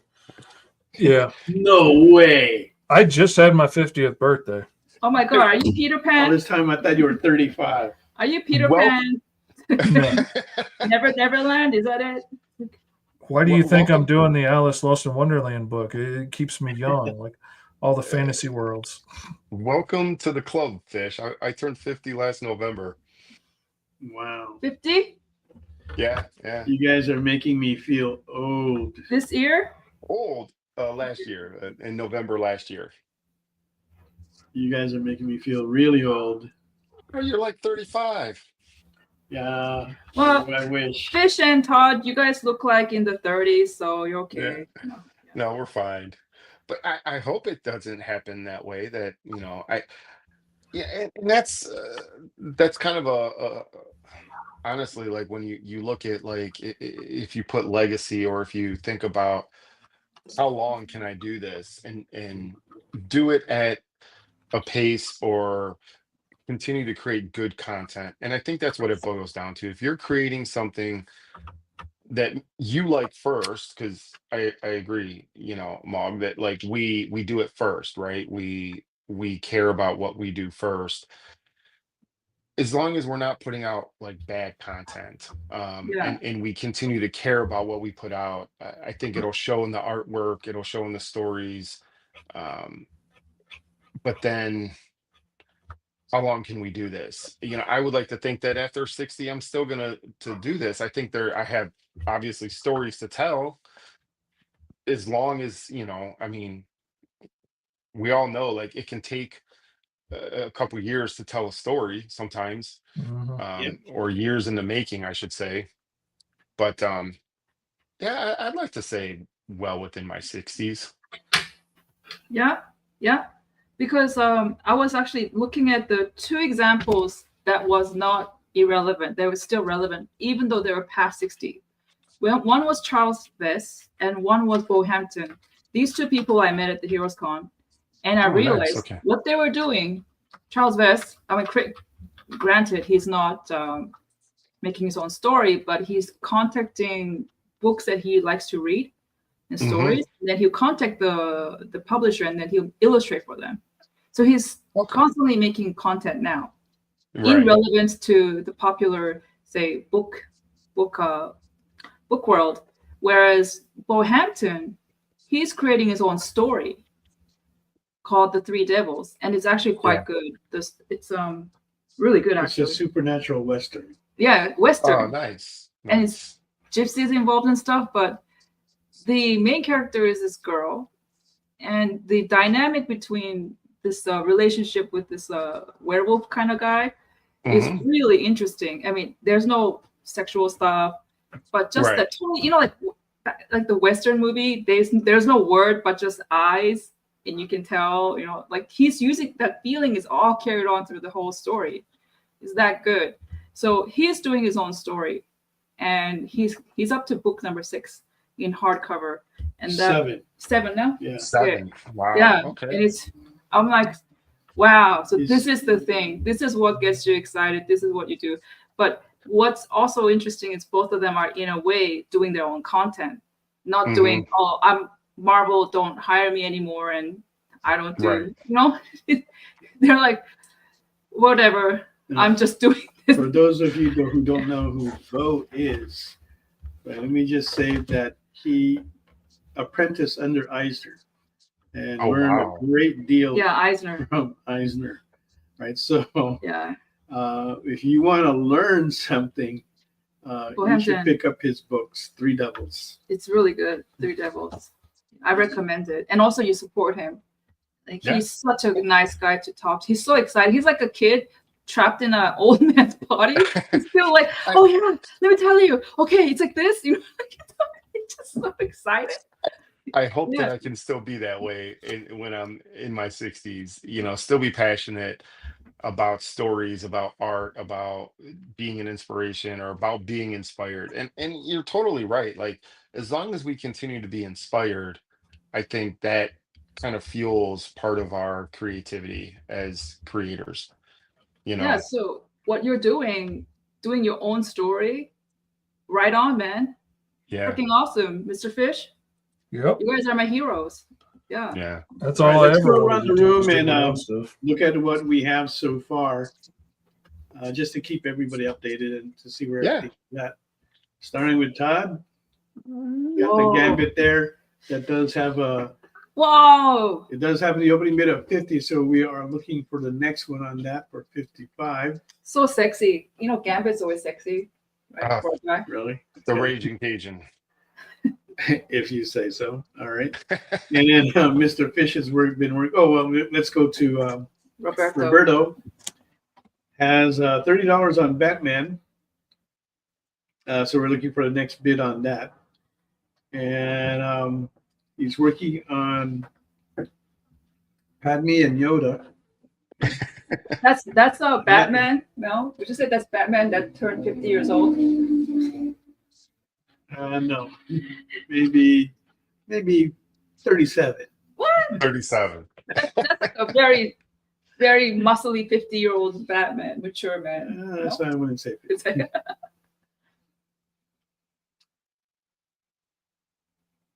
My mind thinks I'm 25. Oh. Okay. wow, look at that thing. And there's the thing. Oh, nice. That's on an Yeah. 11 by 17. That's so That does sexy. have the opening bid of 70. So we are looking for the next bid on that. I like how Mr. Fish does villains very well, and I like how The Mr. Fish. thing is not a villain. I know it's not a villain. I know that, but it has that villainy, badass vibe coming out of it. So good job, Mr. Fish. Keep on. Thank you. The thing looks super hot. Yes. It has You a see very in the recent trailer they're showing the thing with a mustache and a beard. No. Yeah. what? Why'd you Rockstone mustache and beard. ruin it? It's public knowledge, Mog. It's not public to It me. is. Sorry. I There's- wondered when I saw that. I thought like his cheeks were flapping open because they were flying. Like Yeah. my son had to point out to me that it was the beard, and I was like, "Oh man, that's nuts." Yeah. That has a very Jack Kirby kind of vibe to it. I can't put my finger on it, but it has that old school look. Well, like you were saying earlier, when I came to that point of realizing that my drawings were looking like every other like Liefeld, McFarlane ripoff out there, I went back to scratch and taught myself how to draw from the beginning. And I was like, how do I make black marks on a white page look like something? And I ended up with a much simpler, forget all the rocks I drew on here, a much simpler style that's much more reminiscent of like Jack Kirby and stuff than the modern guys. I like it. It's a hard balance to I love rendering, like I love cross hatching, I love all the details. Oh yeah. But there's something lacking in some of the newer art where it's, to me, in my opinion, like totally my opinion, but it's just too open. There's not enough shadow rendering or detail to kind of help. Like, I don't think the artwork would stand on its own that well if it was just black and white. And to me, like, there's something special about creating a piece of art that holds its own just black and white, Yeah. I Yeah. totally agree. And I think I know why. it's just the coloring, because now the pencilers are penciling for the colorist to paint. Yeah. Whereas before it was nothing like that. It was Right. all just line work. So Yeah, like the colors were just like fills. They weren't even, there was no rendering, there was no shading. It was just yeah, a lot of solid colors. So the line art had to carry more than the actual colors. And yeah, I agree. That yeah. I mean, that's why sometimes I wish when I pick up an old comic book, they didn't color it. Like they, the Conan issues, they didn't color it. It's amazing. You can still see the black and white. Beautiful. Yeah. That was a magazine, not a comic. Oh, Conan was a magazine. Yeah, Sorry. Yeah, the black and white one was, yeah. Yeah. But yeah, I agree. Like the art should be able to stand on its own without having to be colored to make sense. And a lot of this new stuff, like you can't make out with all the textured brushes they throw over the top of it. Like the whole page is black without a colorist going in and doing color holds on half of that. Yeah. Yeah. Yeah. That's what makes it hard to look at. Yeah. It's so weird because I'm doing interior art, and I find myself changing my line work and everything just for the colorist. It's almost like I have to draw like paint by number type of style. Yeah. I never heard it quite described that way. Yeah. I'm being nice. I'm honestly surprised you're not doing it all and coloring it. Me? Yeah. Oh, they can't afford my color. Oh well, that makes perfect sense. I understand that. Yeah. Say no more. Yeah. That's why there's like only a handful of books out there that I've like just penciled or just colored or just lettered. There's only a couple, but that's because I couldn't afford the rest of it. But usually it's cheaper just to hire me to do it all because, it's cheaper. I don't have to charge quite as much as 3 separate people. But Todd, what do you feel like about coloring when you do your? You said you have your own comic book, right? Mm-hmm. Do you feel like it sucks? It's a lot of work. I actually after so I do have obviously the Luke Kickstarter going for 4 issues, and then after that about a handful of my really kind of super supporters, my repeat backers, and people that really like the stories I tell and what I produce. They've made it very clear that they want to see more of my original character, my first original release, Ice Pick. So I'm going back after Luke to do an Ice Pick story, and I'm doing half that issue all by myself. Wow. So writing, drawing, coloring, inking. I think I'm inking page 3 now. So it's a lot. Being the person like Fish, if you end up doing the artwork and the coloring, or even like now you can tailor the artwork because like, hey, I'm gonna color it this way, or I'm gonna work on it that way. So that's my mindset when I do a lot of my coloring, my own coloring. If I'm the artist and coloring, if I'm coloring someone else's art, I'm very, very picky on what Pick a art light source, bro. Oh my God. Pick a light source from one direction, not like 3. Yeah, 3. I've seen like 7. It's like, what are you doing here? Yeah, 100%. And I've been told that like my coloring is too natural with natural lighting and not like enough. I'm not pushing the boundaries enough for coloring or light sources or like brightness of light. I'm like, I don't need all that. Like if they're in a factory or if they're in a building, it's going to be dark if it's not well lit. If it's lit at night, it's going to be moonlit, and we're not going to have 7 light sources showing up on the person's body here. They're like it's just my brain thinks differently than and for that reason, like a lot of the stuff I color doesn't always look like very traditionally colored comic book art. It looks different. You could say that's a style, but it just doesn't look cut and gradient 90s image style. It's a little bit different. Oh yeah. I have the exact same problem. Like nothing bothers me more, takes me out of a show quicker than when like two characters are in a car and from one angle like the blue rim lights on this side and then from the other angle it's like in front of the car and then it's Yeah. behind them and then it's in front of them. I'm like who's running around with the blue light while these cops are hiding on a stakeout? Like is nobody noticing that guy? It No. drives me up a wall. Yeah. Yeah. Yeah. Not that I don't occasionally put a rim light on something to make them pop from the background. I have done it. I just Yes. don't like doing it if I can avoid it. Yeah, or that rim lighting is a little bit more natural, right? Mhm. It's not like you're drawing the thing, which is more what oranges and browns and maybe warmer, darker tones, and then you put like this super bright purple light on him. Like Oh yeah, it's not a spotlight, you know what I bright mean? Like neon pink bouncing off his back. Yeah, yeah, as happens in New York alleys all the time, neon is everywhere apparently in New York. So everywhere.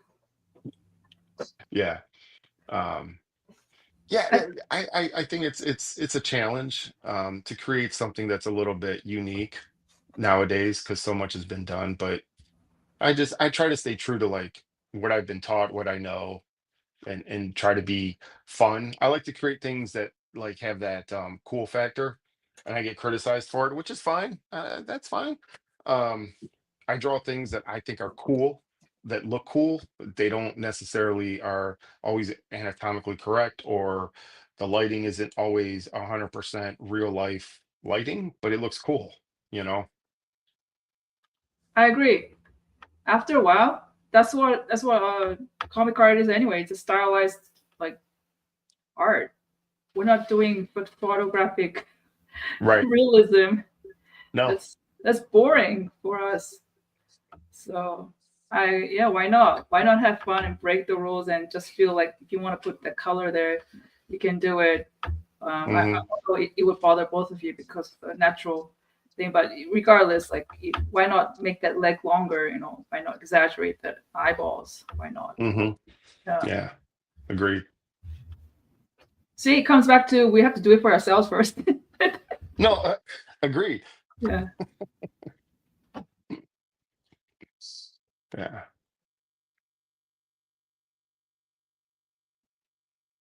So you should do a continuation fish of the other three Fantastic Four and then make it like a connecting 11 by 17 piece, right? Wow. I thought about doing them all, and in one piece, and then I was like, man, I don't know. My hand's going to get shaky, and I'm going to mess up one of those long curves on Reed Richards, and I decided against it. But I like where you're coming from. I like that idea. Yeah, that's drawing like a stretchy Reed Richards is almost more difficult than drawing a woman, right? With all Mhm. those curves. Yeah. Get out my French curves. Yeah, that's the thing. Like getting that curve nice and clean and right without like being wonky or jittery that's a whole thing. It's tough. And the thing just got 75 Woohoo! There you go. from Mr. Stevie B. DB, Stevie That's- B! beautiful piece of artwork. He just got back from vacation, Oh, and but he also got a nice piece a couple of weeks ago from Daryl Skelton. Mhm. oh yeah. That's Jesus Iron Christ. Man. I need to post that up so that way everybody can see. That Iron Man is Yeah. so freaking dope. Yeah. And Lieutenant comes back with an $80 bid on the thing. Woo! Got a Let's little go, bit babe. started the bid war. Let's go. That's Should 11 have done the thing earlier. Oh, okay. I'm sorry. I stand corrected. Stevie B is still on vacation. Ah, Enjoy Don't that worry, folks. vacation. He's charging all of that. So he says. but you can't miss the show. It's not I show know, at you know what? Stevie B. You got to give Stevie B that. Yeah. He's dedicated. He's on vacation, and still yet he's able to sneak away to come on SketchUp. I'm telling you, A lot he's the of man. props to him. Yeah, it's. I mean, I have to say thank you for all the regulars all the time. Stevie B, Ilya comes to mind, and I think Lieutenant, you're becoming a bit of a regular. But I have to nod to the two big twos, which is Ilya and Stevie B, and also Steve Vendetta. So Oh yeah, yeah, right. You guys are the bomb.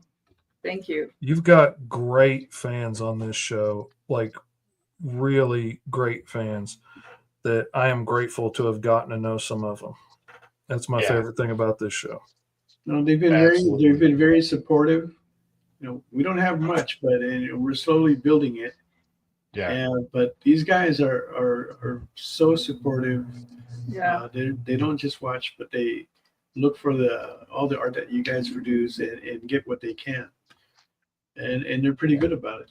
And they genuinely love the people that we bring on here with the art that they produce. You guys make it great, so thank you.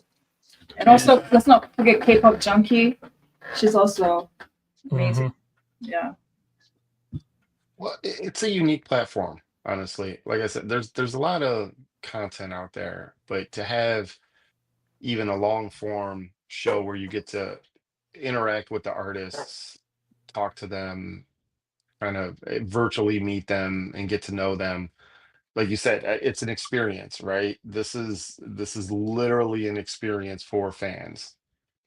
Yes. Oh, by the way, I think Mr. Fish, there's this guy called Taurus, and he says, "Hello, Uncle Fish." Oh yeah, that's my buddy Kyron. You see him at the show? Yeah. You guys have an anthology going out there. No, actually, what's it called? The Indie Swimsuit Special. Yes, indeed, I do. What? Ooh, I'm here to tell you, I don't draw a lot of sexy stuff, but I was really proud of that.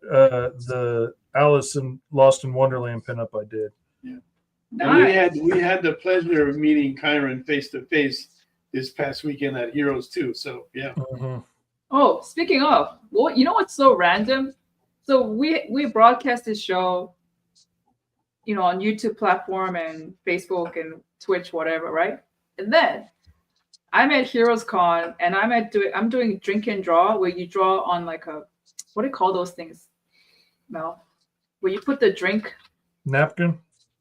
Yeah, but you put drinks on it. Coaster. Coasters, yes. It's paper coasters.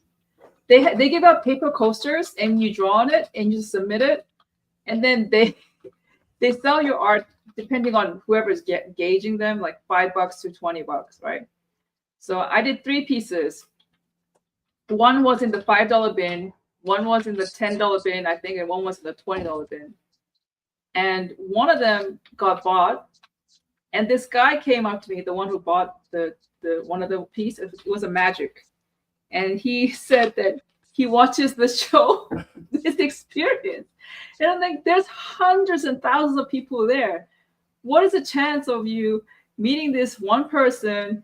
Mm-hmm. And you have all these artwork out there. I mean, I'm just one in 100 of pieces of coasters, and he picks it up and he says, "Oh, that's Mog. Yeah, I watched your show. Isn't it so crazy?" Like, I was just blown away. Yeah. You're famous. No, I'm not. I'm not famous. To a very dedicated handful of people, she is very famous. Exactly. Okay, yes. Okay, then in that case, yes.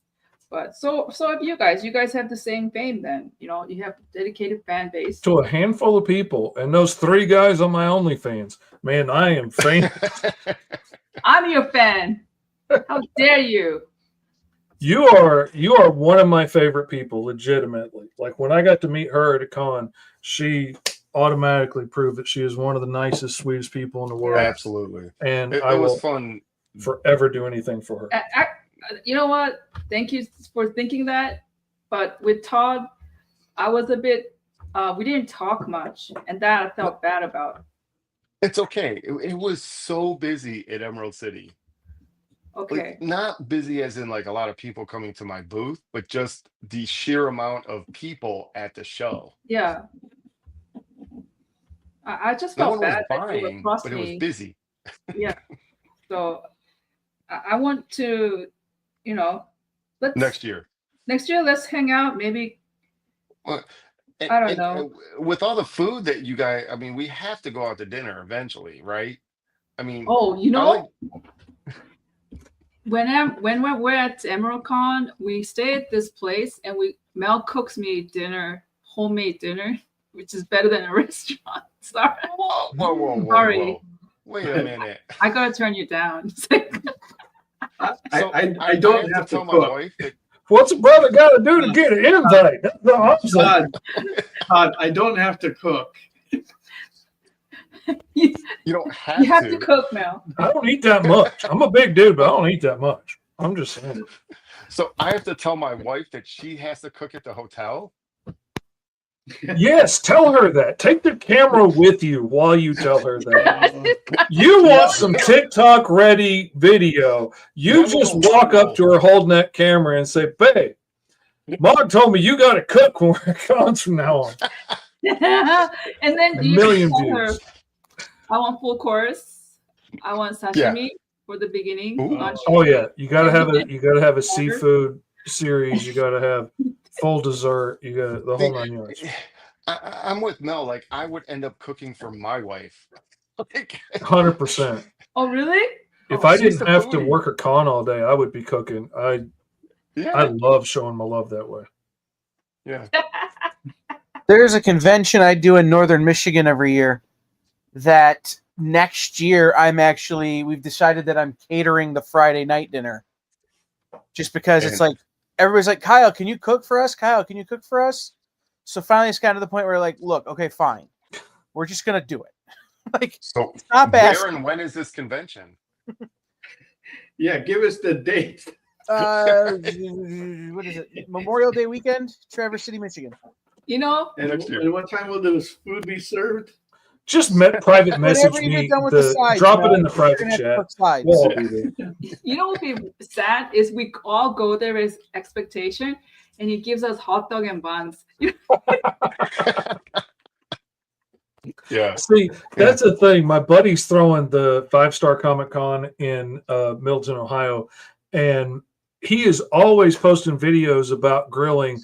And I mean, the food looks amazing. And I've been giving him a hard time that, dude, you got to grill something. He's like, man, I'm putting on a con. I don't have time to grill. I was like, come on, man. I'll come up early if you'll grill. But I'm worried, like, if I talk him into it, and then I get there and it like looks pretty, but like say it's dry or it's not any good. I like, man, how am I going to look him in the eye after that? You lie convincingly. Yeah, see, I'm not good at that. I could do one or the other. I can't be convincing while I'm lying. Oh. See, here's how I know I'm in good shape for this: is that we just got invited to the famous Dave's All-Star Barbecue Showdown. So we have to go. Yeah, we're competing in a famous Dave's to qualify for the World Food Championships. So, look at like, you. That's a big if we're cooking good fish. I mean, I'm 6'2", 300 pounds. I'm not gonna not cook good. You didn't get there by accident. This comes with practice and hard work. You don't get a body like this by accident. Okay, Exactly. Mr. Fish, I'm talking from experience. I know a solution for your problem. What's that? Make sure you starve all day. So the hunger makes anything taste amazing. Just do it. I will admit, like, I have pulled a 6-month-old granola bar out of my bag at a con and had it be just delightful because I was so hungry. It was squished and half melted. Oh man, melted and rehardened and remelted and rehardened and all ashy. Yeah. Anyway, it's 6:08. We've got to stop now. It's like 5 minutes. Oh, I got a little time. We A have couple time? minutes. Okay, just going over the bids here. We got 35 on the Batman from Stevie B. So Stevie B says Lieutenant's forcing him to pivot to $35 on Batman. Yeah, that's because the lieutenant took the thing to 100. Yeah. They were having a bid there, right? So Nice. that priced Stevie B out of the thing. So now he's turning on the lieutenant and bidding on the Batman, taking that from him. Right? But we still got I got about a couple more minutes before we go. So if you want to place any more bids on there, we do have a bid on the Spawn. Huh? Really? For 125 from Butter 5. What? Yeah. I thought Yeah. I can take this to the con and sell it. Not anymore. You always think that, and that never happens. Thank you, Butters. And the lieutenant still has a bid on the Gambit for 50. So Nice. everything has Thank a you. bid, so we're happy for that as usual. You know, of all the South Park characters, I'm a huge fan of South Park. Butters is my favorite character. just say, he's my favorite. Okay, so thank you, Butters. Yeah, some people think that if Mog was to be any character on The Simpsons, it is Butters. Yeah, I think I'll be Butters. But you know, Andre, he said to me, he said you would be Eric Cartman. What? No. Well, since he's not here, that makes Henri Kenny. No, I don't want him to be Kenny because Kenny, his secret side is so badass. Okay, maybe I'll give him Henri that. doesn't get that privilege. Yeah. Yeah, He's like- okay. Yeah, he can't be Kenny. Yeah, Kenny is so badass. He's basically Batman. His other alter ego. And his real identity, he's like, what, Cthulhu or something? Like, Okay, Henri is Ike. There we go. Henri is Ike. Okay. All right. So next week, once again, Mog and I will not be here. We will be at the Fan Expo Denver over the 4th of July weekend. Not sure, do you have anything scheduled already or planned for that day, Kyle, next week? I was just about to ask you, am I hosting? I believe so. It's the Fish and Cow show. I think your figure it out. comment when I told you in Slack is that you'll figure something out. Right, I'll figure it out. And I'm so glad you're not on a wheelchair anymore. You said you can kind of walk. So, I yeah. can walk no more than 10 steps at a time. Okay. Wow. Good. Okay. Ugh. Now so if anybody's in Denver, come out and check it out. We've got the SketchUp Live panel is going to be on Friday at 1:00 p.m. in Theater 4. They're giving us 2 rooms because the SketchUp panels are actually doing pretty good there. We're getting a pretty good crowd in there now, about 100 or so people. So we're happy to have that. Mog will also be in Comic Explosion. And if anybody wants to join us in our traditional Das Boot dinner, send me a message. Let me know that you'll be there, and I'll give you the instructions on how to hook up with us. All right, and then we will return in 2 weeks from today, and we'll be here for a while before we go to our next con. So it'll be nice to be home and just try to get everything back to normal again. So until then, guys, thank you again for joining us. Love having you all. Roberto, Todd, Mr. Fish, and of course you too, Mog. And we'll see all you guys in 2 weeks. Thanks again. Thank you for having us. Thank you.